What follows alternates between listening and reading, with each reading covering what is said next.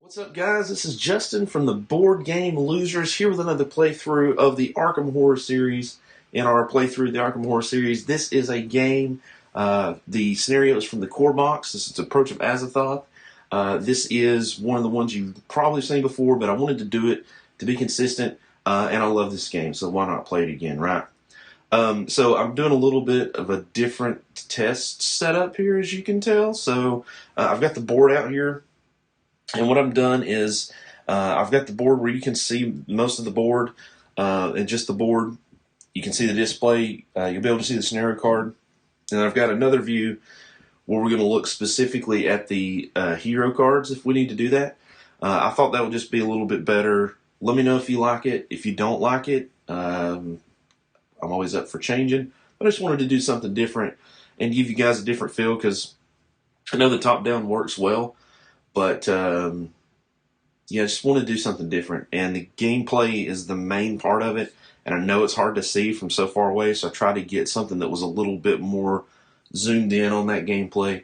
And, you know, just kind of have a chance to interact with you guys. It's a little bit different for me. Usually you just see the magic fingies.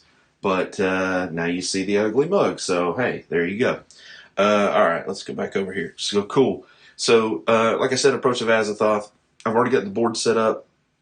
I've got everything seated, everything set out. So I'm going to read to you a lot of this stuff. I'm not using the green screen technology right now.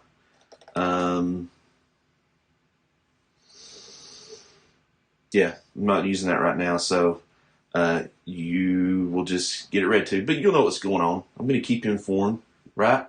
You guys are smart. You can follow along. Okay, so intro to the scenario goes as such. Approach of Azathoth. The story so far. At the center of infinity slumbers Azathoth, lulled to deep sleep by the ceaseless piping of accursed flutes. Yet some mortals would seek to draw the infinite power and calamity for the blind idiot god to them, and thereby doom all of humanity. We all start on the train station, which is up here in the corner. And again, you guys, if you've seen my previous playthroughs, you know normally these guys will be on standees. It's a lot easier to see if they're not on standees. So that's what we're doing. If they are delayed, then I will take their clear base there, and I will put it on top of them, let you know that they're delayed. That's the easiest thing I can think of. Hopefully that comes out okay, unless there's another token. Maybe I'll use a Doom token. It's not very good. Maybe I'll use a different token. I don't know. We'll see. Anyway, so the Reckoning. So this is the Reckoning on our scenario sheet is for each cultist monster, place one Doom in its space. If it's in a street space, place Doom in an adjacent neighborhood space instead.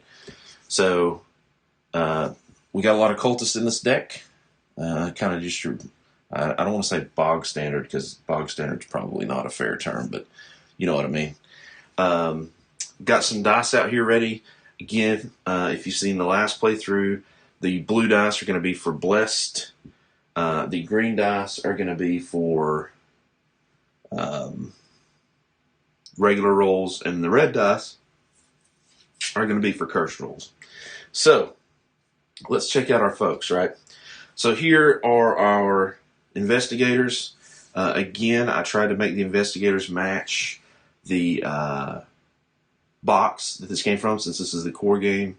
Arkham Horror 3rd Edition. These are investigators from the core box. We've seen some of these guys before. We're doing them again. Just kind of really randomized it, just because I think that's cool. Okay, so we have Agnes Baker here on the end. Blood casting. You may suffer damage instead of horror while casting a spell. Okay, so that's cool. Blood is power. While casting a spell, if you suffer damage or spend remnants, you get +2 lore. So if we can get her some remnants, we can really get her lore moving along. So What does she have in terms of equipment? Heirloom of Hyperborea. These are the 2 starting equipment items that we picked for her. After you cast a spell, you may focus 1 skill of your choice. Her focus limit is 2. She also has Flesh Ward, Spell, Incantation. Once per round, if you or another investigator or an ally on any space of wood suffer damage, you may test lore, prevent damage equal to your test result. So, any space. Wow. That is insane. Okay. I forgot how good that spell is. But, I mean, it is sanity damage. She can take it as physical damage, so if we can get her something to heal, maybe that would be good. Nothing really out there on the table, but, whatever. Dexter Drake, the Magician. Magical gift. Once per round while resolving a lore test, you may reroll 1 or all of your dice. His pretty cool. So his thing is your focus limit is equal to the number of spells you have. So we want to get him some spells. Currently, he has 2 spells. They are Astral Travel, Incantation. Instead of normal move action, you may test lore. You may move a number of spaces equal to your test result plus 2. With 4 lore, hopefully. Excuse me. With 4 lore, hopefully that will be awesome. Mist of Relay, Spell Incantation, his other spell. You may test lore in place of observation as part of an evade. So he can kind of, and he's gone. Our third investigator, Daniela Reyes. Love for the job. After you perform a Gather Resources action, you may focus 1 skill of your choice. Focus limit of 3, so she got a little higher focus limit. Her items. What's she packing? Gabriel is a vehicle. Instead of normal move action, you may move up to 3 spaces and may spend $1 to move 1 additional space. So her standard, instead of being 2 spaces, is going to be 3 spaces. She can still go 4 with $1, but it's going to have to get around a little bit easier. And then Wrench, common item, you get +1 combat as part of an attack action. You get +3 instead if you have a free hand. So basically, I'm kind of thinking he's got lore. He can do some things. This is going to be, our lore guys, our observation guys, right? She's going to be the combat. That's the theory. We'll see how that pans out. All right, so back here at the board, what else have we got going on? So we've started some Doom. We got some up here at the at Arkham Advertiser, Independent Square. So we got a little bit everywhere. We do start up here in the corner, but there's 2 clues there. That's good. We got the robe figure here. We've got another one here, and they don't move. Oh no, sorry, they do move. That's not the one I'm thinking of. There's one that sits in space. They're going to move towards the unstable space, which currently you can't see it. It's off camera. Is Independent Square. If the Reckoning, when the monsters activate. So the only other 2 things we've got, we do have an anomaly deck. Yeah, I'm actually looking here. Ooh, I need to get those out. Shoot. I'll get those out when the time comes. So, we have an anomaly deck. This is a special deck that's Temporal Fissures, I believe is what these are called. Yeah, Temporal Fissures. So this is a special deck that comes with a scenario. So what's going to happen with this scenario is that if a condition is met, which we'll read on these cards, it's going to cover up the center spot, and it's going to be kind of like an anomaly. And if we are at that neighborhood when we have the Mythos phase, we have to pull from this deck instead of doing what we would normally do. So, and these, depending on the number of Doom that's there, these get progressively worse. So that's going to be fun. All right, so let's check out our cards here. So anomalies. This is the first card. People walk with their heads down, shoulders hunched. With each new oddity, it becomes harder to pretend that nothing is wrong. But the vanishings, the strange lights, the sightings of inhuman creatures, they are something that cannot. Oh, sorry. They are not something that can be ignored, at least not for long. When a space has 3 doom, or a neighborhood has a total of 5, so a space being a space, neighborhood is all 3 spaces. So if one of these has 3, or there's 5 total in the neighborhood, place an anomaly. If an additional doom will be placed in the neighborhood, place that doom on the scenario sheet. So this puppy's going to fill up if we get too many anomalies. If we would normally do an encounter, right? So we would draw from these cards over here for the location. We don't do that. We draw from the anomaly deck. And then the only way to remove that anomaly is to get 0 doom. So we have to clear out all of the doom in that space in order to get rid of that anomaly. So that's just straight up bad. Deja Vu. This is the second card. This is from the Codec. The day dawns the color of hammered lead with a stillness and chill that settles over the gabled roofs of Arkham and lingers.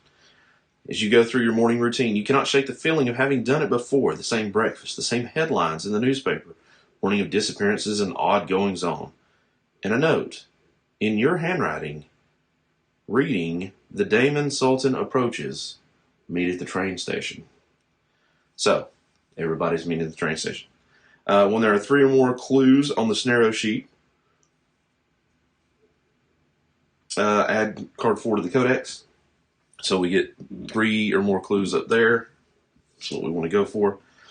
When there are 3 or more doom on the scenario sheet, we flip this card, and given that that's the doom action, probably bad stuff happens. So, that being said, you can kind of see it. You can kind of see it over here a little bit. So this is where we're going to be pulling our doom and adding encounters, clues from. I've got all the cards here for our item deck and whatnot. So let's talk about the item deck. So the first item, I'm going to go left to right. First item is True Magic, +3 lore when casting a spell. Each 6 counts as 2 successes. Costs 6 money, super expensive. Next item, Tattered Cloak. Non-epic monsters ignore you while activating and do not engage you unless you attack or damage them. Pretty good. Would be really good to give for one of these 2. $5. Pretty steep price. Baseball Hat. You get +3 combat as part of an attack action. After this test, if you rolled at least 1/1, this item suffers 1 damage. So, $2, pretty good. I would note that it is 2-handed though, so that I said baseball hat, I meant baseball bat. I was wondering why a hat took 2 hands. It's a big hat. The baseball bat would not do Daniela very good, so that could go to somebody else just if they had a free hand, but yeah. Next one is Warding Stone item, Curio. Once per round, as part of a ward action, you may spend 1 remnant to reroll any number of dice. Okay? So getting rid of doom a little bit easier with remnants. I like it. $2, not too bad. The next one also $2, Map of Arkham.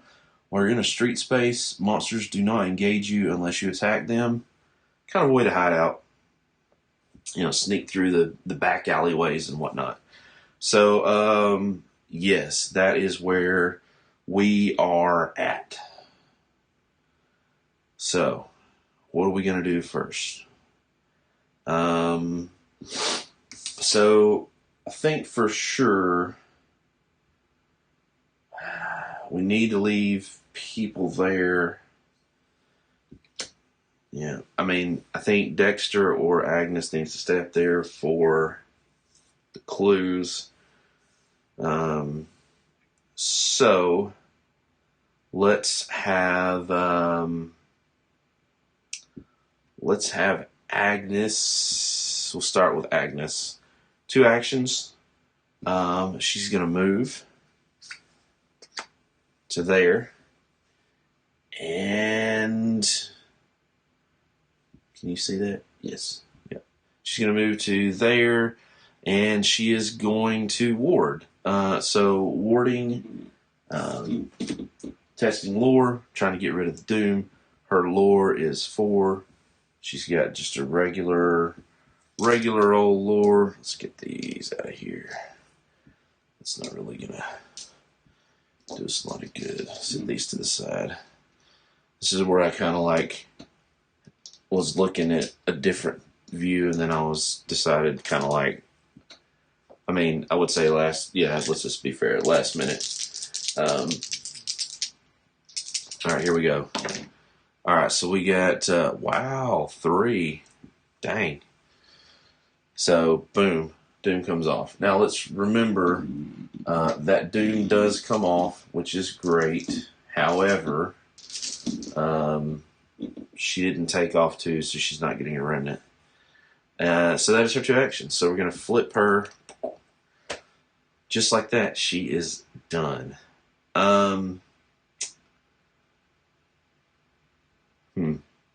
So I'm thinking Daniela next. I think she's going to move over here to this rogue figure. Go ahead and get that engaged. So remember, she has the vehicle, so she can go 3 without having to pay anything.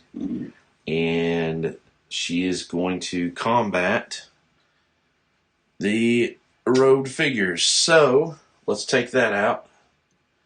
Let's go down here. So this rogue figure is now going to be assigned to her. So what do we got? That is going to be, combat is going to be a 3. Remember this wrench, that is actually going to add another 3. That's a total of 6. There is no modifier for the rogue figure. We don't get anything for it for killing it special. But 6 dice, we only need 1 hit. Surely. Okay, there we go. There's 1, 2, 3, 4, 5. Is that 5 out of 6? No. Wait, I rolled too many dice. I can't count. Yep, I can't count. Let's re-roll that. We just need 1 hit. Oh my gosh. Only 1 hit. Look at that. Holy smokes. Okay, well, bye-bye. Go away. Gone. That is her 2 actions. Let's go back to the board.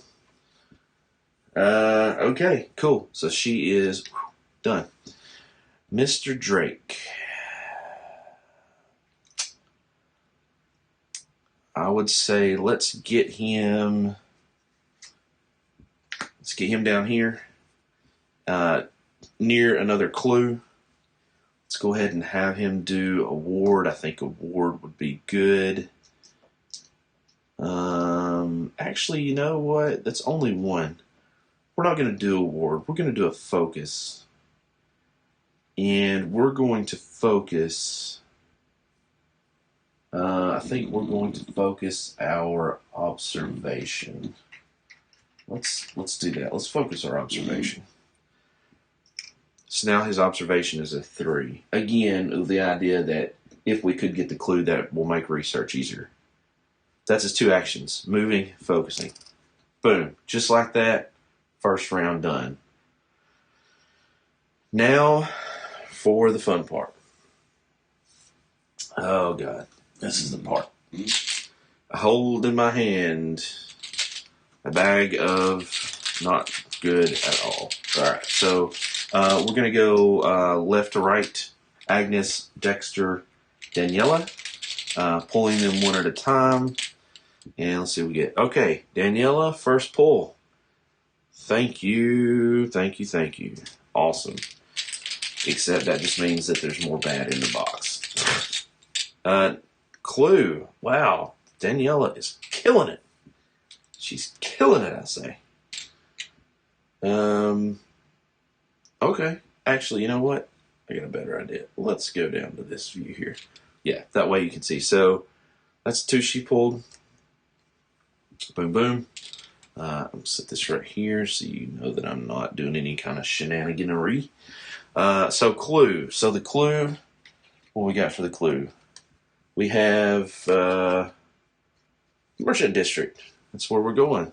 So we're going to take a token. Oh, this works out because Dexter is there. That's cool. Then we're going to take the top 2. 1, 2. Grab 2. Top 2 of the Merchant District deck. Give them a shuffle. And boom. Put them back. And we are done with Miss Agnes. So we're going to flip her. Good to go. Alright, cool. Dexter. This is the way the bad juju happens. Alright, we got blank. Y'all, you know what this means. This means that we're going to pull, like, if we make it through this one, this next pull is going to be wrong. It's just going to be wrong. Okay, let's see what happens. And, oh, jeez.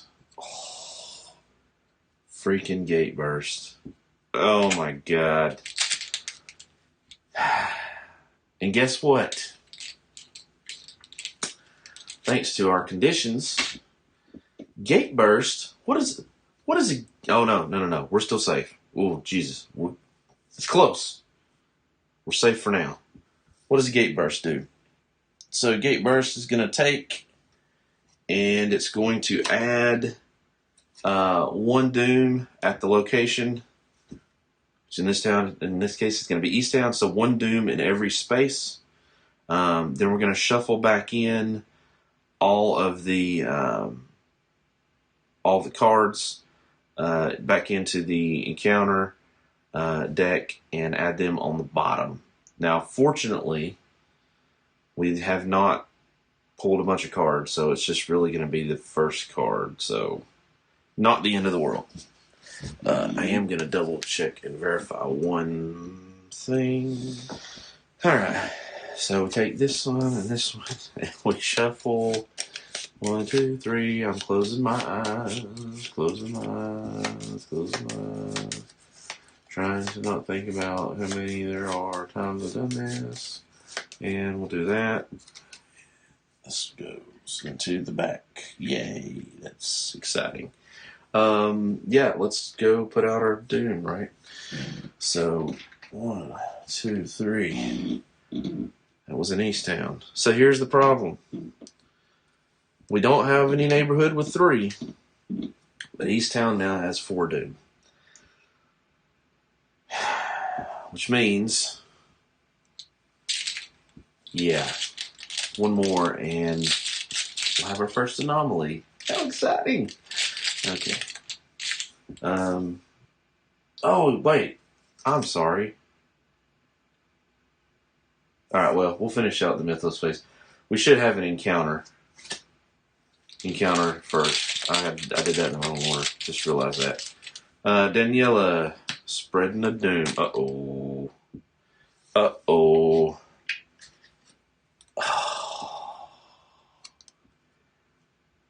Happens to be... Shoot.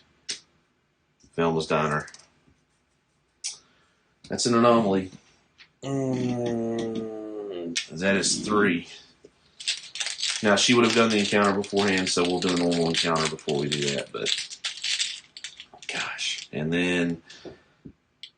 Reckoning. Okay, so the only Reckoning effect we have is...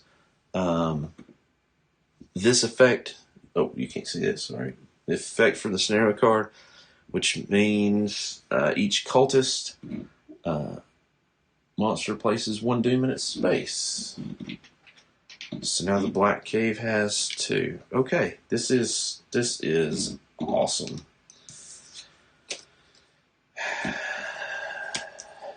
Great. So let's do the encounter, which we should have done beforehand. We'll start with Sandra, who is up in... I hate Rivertown and Northside. Those colors are like so similar. Northside. That is Rivertown. Northside. Okay, what does she get? Ooh, she gets a clue. Let's go back down there. All right, here we go. What do we got? She is at the advertiser. You see tomorrow's paper roll off the presses. It's the same as yesterday's and today's. You may spend one remnant to shake everyone out of the repetition. That sucks. If you do, I don't have a remnant. Dang. Okay. So, what happens? Yeah.